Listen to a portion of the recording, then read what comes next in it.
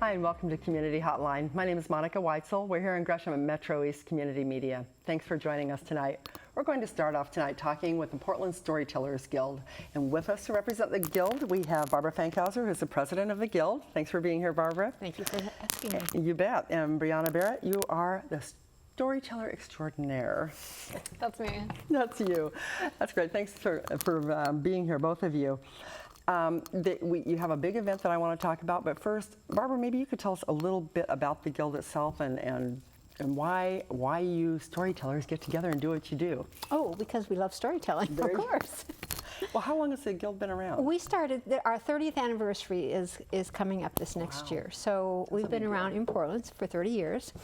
It started with a group of librarians. One of the librarians wanted to tell stories, and so she put a notice up on a bulletin board in the library, and a bunch of people showed up, and that was the beginning of the Guild. Who would have known? I know. People have this urge to tell their stories, but a lot of people do tell their own stories, don't they? Well, they are more and more. In the beginning, they were really, I think, telling the stories that they found in the traditions, as we call it, that and just love to get together and share them. And so in the beginning, they just had story swaps and then kind of potluck story swaps, and that tradition is still going on today. We have a potluck story swap every month. Oh, how fun! That's free to the public. So anybody can come. Anybody can show up. It's it's a really fun, relaxed, safe place to come and dip your toe into the world of storytelling. I like that. And that one is, that's at the Multnomah Art Center, is that correct? That is the Multnomah Art Center. It's the second Friday of every month. So if I were to go to that, not being in the Guild, could I get up and tell a story? Absolutely. You can, but you don't have to. Okay. There's a list. You just walk up. There's like a chalkboard, and however many stories we feel like we have time for. I think it's 7 minutes. We ask people to keep it from 5 to 7 minutes. Range. So not my whole life story. If you come, you want to put your name on the list. It's kind of like signing up for karaoke or something. It's like nobody is number 1, nobody's number 2, somebody's number 3, somebody's number 4. Exactly. Oh, nobody wants to be the first one. While number 3 is going, someone like sneaks over there and adds themselves, and it's like, yeah, that actually does look fun. Because it's funny because people will come thinking, I'm not going to tell stories. Right, exactly. And after a few stories, it's like, maybe I could do that. Oh, that sounds like fun. It is. I think that's universally the experience people have watching stories. I think that's one of the powerful things about the Guild and about all places where people gather to tell stories, is it does sort of inspire the audience to be part of that community as well. Well, you hear a story from somebody, you go, oh, you know what? I have a story that kind of I want to share. You know? And when you tell a story, that it connects you to people because they have something in common. You know, it's like, oh yeah, I know that feeling. Yeah. I had that experience. So I want to get back to that in a minute, but I want to talk about Telebration first. Yes. Because that's your big event, right? It's a huge event, yes. And that's happening November 21st at the Multnomah Art Center at 8 p.m. And this year is going to be really special, it seems like. We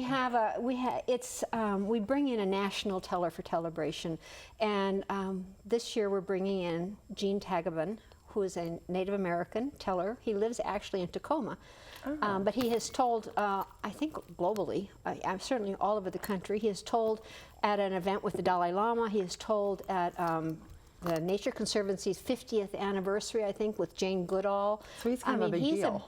He's very good. He does workshops. He's going to be doing a workshop for us in the morning, and then our Telebration storytelling event that evening. We have some video that you provided that I'd like to take a look at now that will give us a little bit of flavor of that. Yeah, so let's take a look at that.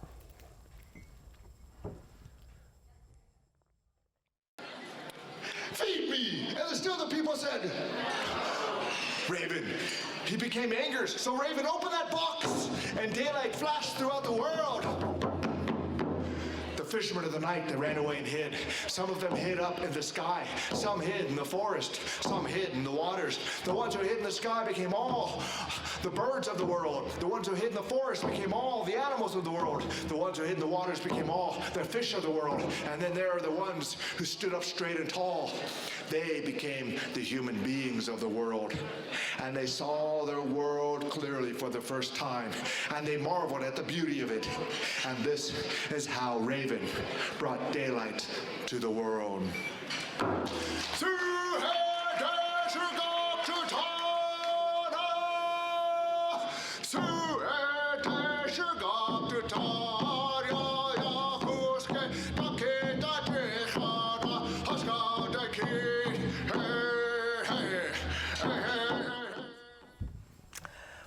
Wow, he must sweat off pounds doing that. That's very dramatic, and it looks like great fun. Yeah, yeah. So he'll be the storyteller at Telebration. And Telebration is an international event or a national event? It's international. It started on the East Coast back in the 80s, I believe, and it just started on the East Coast. And then more and more places began to pick it up, and so today they start on the East Coast at like 8 o'clock probably, and then the next time zone they start, and then the next time zone. And so then it's all the same weekend? all the same day. Same day. Oh, I didn't realize that. And now it has grown, so it actually goes all the way around the world in every continent except Antarctica. Do you feel connected to the rest of the world through that? I mean, I think that's really exciting. I just imagine this whole river of stories circling the globe that night. It's just powerful. That's very, very cool. Yeah. Brianna, how did you get involved with this? Oh my. It's actually a great story that's so relevant. Oh, sorry. Right now. Yeah, don't ask storytellers to tell stories about their lives. For the last couple of years, the Portland Storytellers Guild has partnered with an organization that does a charity concert called Notes of Hope every year that raises money for the young adult and adolescent cancer survivors at OHSU, which is actually happening this Friday, by the way. Okay. And I am a cancer survivor. I spoke at that event last year, and I was paired with Barb. She was my storytelling coach who coached me through the process of putting together my story and putting it on stage for the first time, which was my first time performing on stage. This was just a year ago? This was just a year ago, and I got the bug. I joined the Guild right after that. I auditioned for Storython earlier that same month, I guess. We were already talking about me joining the Guild before I even did my first performance. Right, yeah. And then I did a performance with them last year. I'll do a performance with them again in January. Now I perform all over town. It's totally become my thing. It's you. But That is completely so because of the exciting. Guild. They helped me discover my passion. How cool. Was such a natural storyteller. So you tell the story about surviving cancer, but then now you can sell all your stories, and Yeah.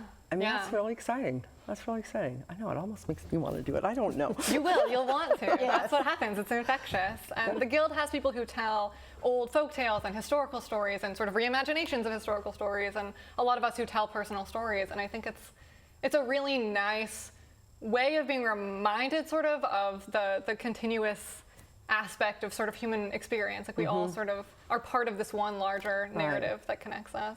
Yeah, we are. We're all connected. And So- what's great about it is it is person to person. You know, there's this connection. Right. As one of our storytellers says, you know, if we didn't have a listener, which is vital, we would just be talking to ourselves. I've been known to do that, but you know, it's true. I know we've had some storytelling here in our studio before, and the connection between it's tangible. You know, you can see people making eye contact and the expressiveness of the storytellers, and it really draws you in. Yeah, it's very exciting. So we have the celebration that's going to be going on, and you said the story swap and potlucks, which would be a great way to get introduced to being involved. But they can go to the celebration too. So, Right. and for ticket information on that, it would be at your website, right? Yes. Okay. Tell me about the monthly Guild performances. What's that? Oh, that's been going on for years now. It's the second Saturday of every month, and we tell at Hipbone Studios, and it's On Hawthorne? Belmont. Burnside, 18th and Burnside. Burnside, yeah, yes. and it's interesting. We go from September to May, and then we end up in June with a big grand finale called Festival of Stories. but September and October are special because there's like 15 storytellers. They each get 5 minutes, and it's an audition for the rest of the year. Oh. And there's a selection committee, and we listen to all these storytellers, and then we put them together in teams of 4. And from November on, then each of these teams, we expect them to get together, plan the program. So each month there's a new rehearse it. program? Is that? It's a different program every month, and there's a different group of tellers every month, and they will find a theme that they that interests them for that month. And I'm going to be telling in May, and I think our theme is up close and personal. So there'll be personal stories, but not necessarily all of them will be personal. So I don't know what. So up close and personal is going to be your interpretation of that. It is our theme night, yeah. So and the 4 of us will get together between now and then and rehearse the stories and put our program together. So we really polish the programs because this is our showcase kind of thing. That's great. Of all the guilds. Give me an example of another theme that might. My theme last year was Ceremony of the Weird. Oh, yeah. And we all told stories either of really weird, awkward things that happened to us in real life, or we had a few. We had one of our performers tell circus stories, and he told like these really weird, bizarre stories of these circus folk. And wow. Yeah, it was really cool. It was all over the place. It was really neat. It sounds fun. And I'm trying to remember the name of the one this next Saturday. It's our November storytelling event is this Saturday, and there's it's like, watch out, or what's that, or something. What's that? Yeah, it's real cute looking. Yeah. The posters are adorable. And I went to their rehearsal last week, and it's going to be a great program. Oh, fun. Now, is that open to the public? It is then open to the also? public, yeah, absolutely, yes. It's 7:30.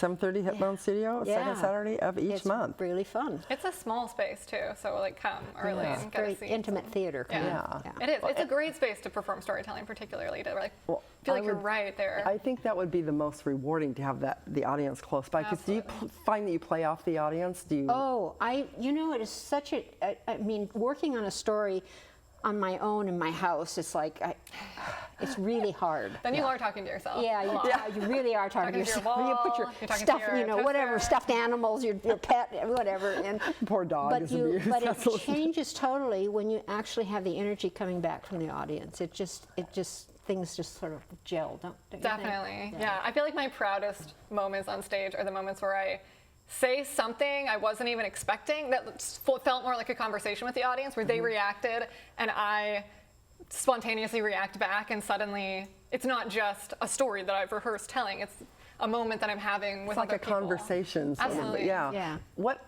do you find yourself changing your stories sometimes? Like if you do that, maybe you said something you didn't mean to say, and you got a really good reaction, so that maybe next time you tell that same story, Oh, definitely. you would use that again. Yeah. Oh yeah.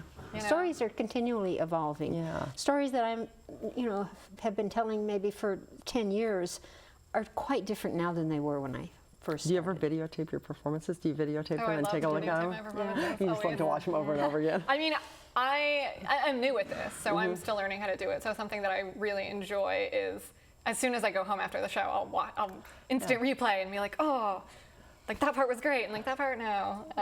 What has it done for you personally? Has that helped you in other areas of your life to be able to get up and do that? Absolutely. I mean, for me, especially because I came from it initially from the experience of processing my experience having cancer, I think I approached storytelling from a standpoint of re-examining my life and my life experiences and trying to sort of piece together the meaning in my own life. It gives me the opportunity to notice continuity in my own life, or to notice recurring themes in my life, or messages or lessons that maybe other people might have benefit missed. from as well. Right. I You have can share incredible that. conversations with people after my performances, where people often feel compelled to come up and be like, I had that experience too. Wow. Which you're talking to a stranger about something that they may or may not have ever talked to anyone else They're about. not a stranger anymore then, Yes, are they? wonderful. Yeah. I think I know I that's put together a program based on lies I've told in my life. So Really? And I That's told a great theme. I told this story at a theater, and it was amazing. People, the minute you start talking about your lies, everybody immediately goes to their own lies. Oh yeah. And, course. and Not that I I've ever came out of the theater, and this woman said, I've got to tell you about when I was 5 years old, now this is a woman in her 80s, Wow. telling about a lie she told when she was 5 years old that she is carrying with her to this day. And she probably that's where had it's guilt and- therapeutic. Yeah. Isn't that something? Yeah. We're just about out of time. This is so fascinating. I hope that you will get a great turnout for the celebration. I think that you will. But I'm also very excited about these monthly Guild performances and the Story Swap potlucks. And I think this is something that I would like to check out, and I hope that a lot of our viewers will too, because it's really fun. And storytelling is really getting bigger and bigger and bigger all the time. So, Yeah. But it's a way of connecting, like you said. It is. Thank you both so much for being on here today, and I will be hearing your story soon, I'm sure. Thanks a lot. Thank you. You bet. Thanks so much for watching this first segment of Community Hotline, the Portland Storytellers Guild. Information should be on your screen. You can go to their website and find out more. It's a great way to connect to your community. We'll be right back with more of Community Hotline in just a moment.